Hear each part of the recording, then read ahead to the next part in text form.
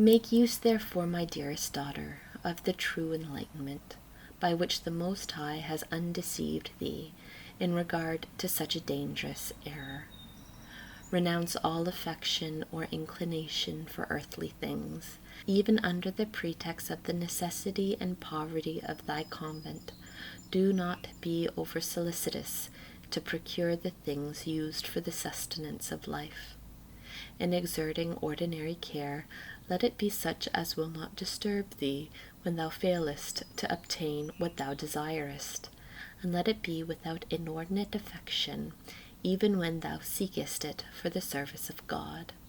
For thou must know that thy love of God shall be so much the less as the number of things thou lovest together with him is greater. Greater possessions thou must renounce as superfluous. Thou dost not need them, and it is a crime to keep them for no purpose. The little thou standest in need of should also be esteemed but little, for it would be a great error to embarrass the heart with that which is of no account and can hinder it much. If thou hast all that according to thy judgment is necessary for human wants, thou art not in reality poor, for to be poor properly and strictly means to have less than what is necessary. Those to whom nothing is wanting call themselves rich. To possess more than is necessary creates unrest and affliction of spirit. To desire and look for what is not used will be a poverty without quiet or satisfaction.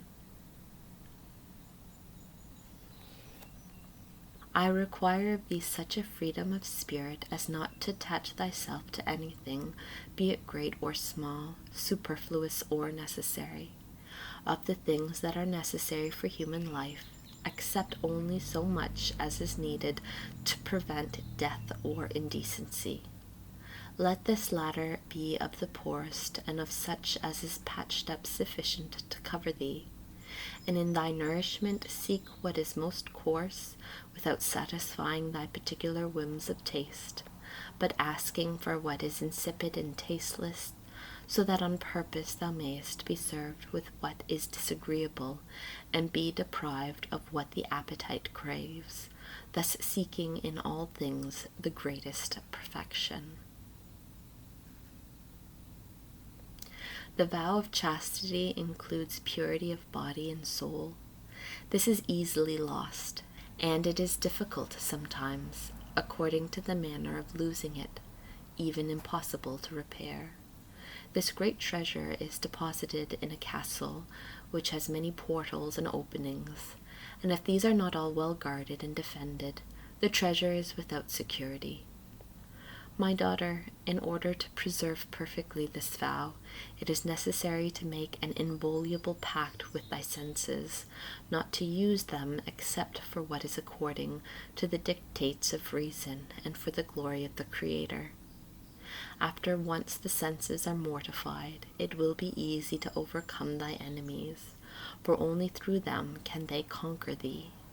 For no thoughts can recur or be awakened to activity unless fomented and excited by the images and impressions admitted through the exterior senses.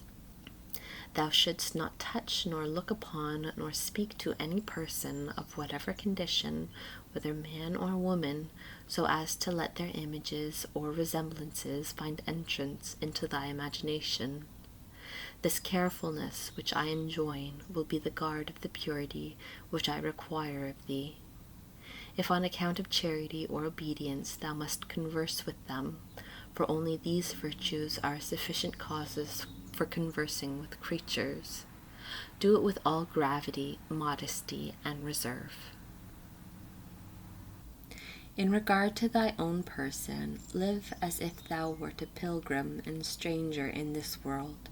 Be poor, mortified, laborious, loving the hardship connected with temporal things, without expecting elevation or enjoyment, as one who is absent from her home and her country, enlisted to work in battle against powerful foes.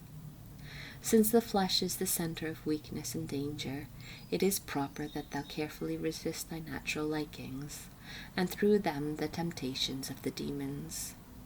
Raise thyself above thyself, and seek a habitation far above all that is earthly, in order that thou mayest live under the shadow of him whom thou desirest, and in his protection thou shalt enjoy tranquillity and true refreshment.